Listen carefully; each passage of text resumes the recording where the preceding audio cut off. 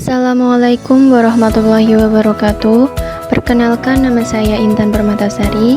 Saya dari kelas 12 Merdeka 1. Di sini saya akan mempresentasikan mengenai mapel sejarah yang diampu oleh Bu Resti Anggela. Tema yang saya akan presentasikan adalah konsep dasar ilmu sejarah. Saya akan menjelaskan mengenai pengertian sejarah. Secara etimologi, sejarah berasal dari bahasa Arab syajaratun, yang artinya adalah pohon, yang menggambarkan asal-usul. Sedangkan definisinya, sejarah adalah studi tentang masa lalu, khususnya yang berkaitan dengan manusia dan peradabannya.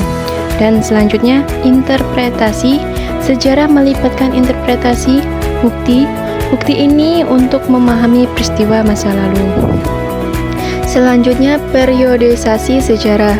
Yang pertama, prasejarah, masa di mana manusia belum mengenal tulisan dan hanya mengandalkan fosil, sisa makhluk hidup yang telah membatu, dan artefak, sisa peralatan manusia yang telah membatu untuk mempelajari kehidupannya. Kemudian, zaman kuno, himpunan peristiwa-peristiwa masa lampau, mulai dari permulaan pencatatan sejarah umat manusia sampai dengan permulaan zaman pertengahan atau zaman panca klasik. Berikutnya, pertengahan. Abad pertengahan merupakan sebuah periode panjang sejarah Eropa, termasuk Prancis. Abad ini disebut juga sebagai abad kegelapan, dikarenakan adanya kekuasaan agama yang bersifat absolut dari gereja. Dan yang terakhir, zaman modern.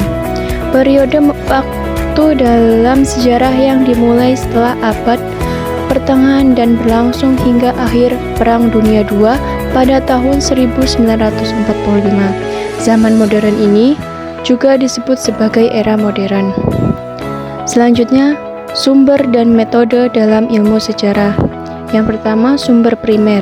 Sumber langsung dari periode waktu yang diteliti, misalnya dokumen asli, artefak, dan saksi mata. Yang kedua, sumber sekunder. Interpretasi atau analisis sumber primer, misalnya buku teks sejarah, artikel, dan biografi. Dan yang terakhir, metode penelitian. Heuristik, pencarian sumber, kritik sumber, interpretasi, historiografi, penulisan sejarah. Kemudian, peran sejarah dalam kehidupan. Yang pertama, sebagai inspirasi. Sejarah memberikan inspirasi melalui tokoh yang berhasil mengatasi tantangan. Yang kedua, sejarah sebagai kearifan. Sejarah mengajarkan kearifan dalam pengambilan keputusan berdasarkan pengalaman masa lalu. Dan yang terakhir, sebagai identitas. Sejarah memperkuat identitas pribadi dan kelompok. Adapun tantangan dan masa depan ilmu sejarah. Yang pertama, kesulitan mengakses sumber data yang dibutuhkan untuk penelitian sejarah. Kedua, teknologi digital mengubah cara kita mengakses dan mengelola informasi sejarah.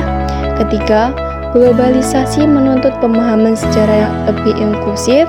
Dan yang terakhir, interpretasi sejarah selalu terbuka untuk perdebatan dan revisi. Sekian dari saya akhiri. Wassalamualaikum warahmatullahi wabarakatuh.